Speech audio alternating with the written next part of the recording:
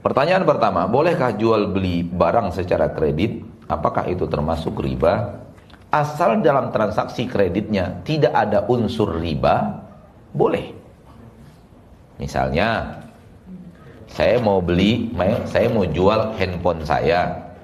Saya mau jual handphone saya seharga, cocoknya berapa handphone ini ya?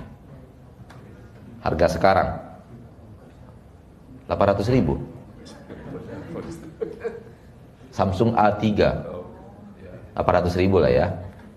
Saya jualnya 2,5 juta, kalah handphone selebriti. Misalnya saya jual handphone saya 2,5 juta. Tapi yang membeli mengatakan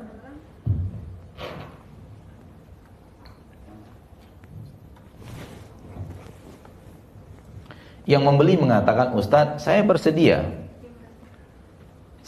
membeli 2,5 juta, tapi saya cicil 200.000 per bulan sampai selesai.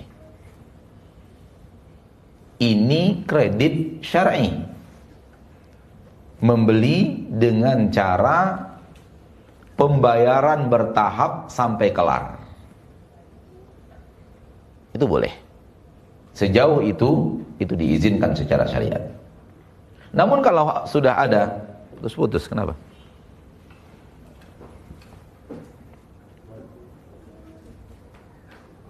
Baterainya masih full.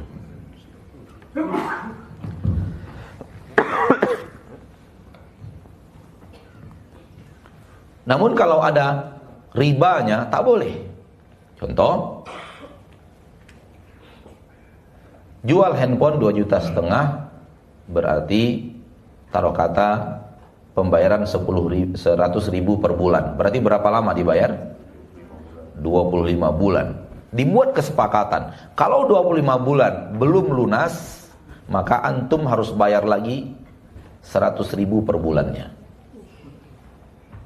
Ternyata ketika pembayaran jatuh tempo habisnya adalah 30 bulan, pembayaran menjadi berapa?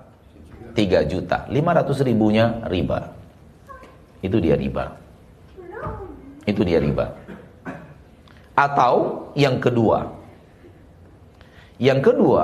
adanya orang ketiga yang membayarkan barang secara cash, lalu kita membayar kepadanya secara harga kredit. Contoh, ada barang handphone seharga cash 2 juta, kredit 4,5 juta selama 36 bulan misalnya. Kita nggak bisa cash karena uang kita tak ada, dana kita tak cukup, dan orang punya toko tak mau kredit.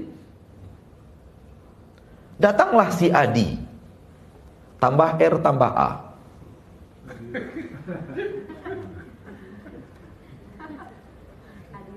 Iya. Datang si Adi bilang, Mbak, biar saya yang beli cash, Mbak beli ke saya kredit. Lalu kita ambil barang itu dari pemilik toko, lalu si Adi membayar ke pemilik toko, berapa dibayarnya? 2 juta. Lalu kita harus bayar ke Adi berapa? 4,5 juta. Ini riba.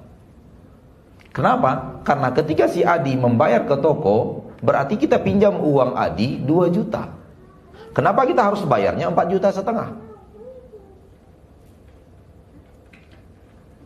Kalau uang si Adi untuk pembeli barang tadi 2 juta, artinya kita minjam uang Adi 2 juta. Kalau pinjamnya 2 juta, kembalinya harus 2 juta.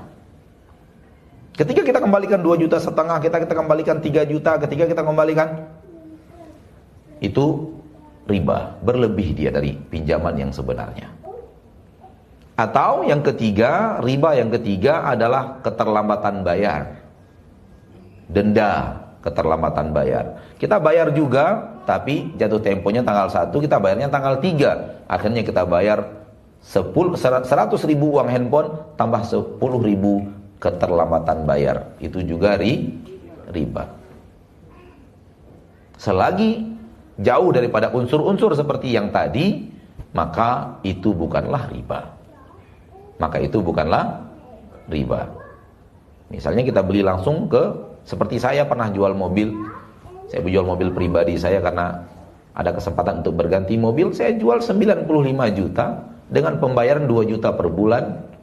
Maka itu tidak riba. Saya jual 75 juta, kemudian 2 juta per bulan. 2 juta per bulan dia transfer ke rekening. Itu transaksi murni. Transaksi murni. Halal. Wallahu a'lam.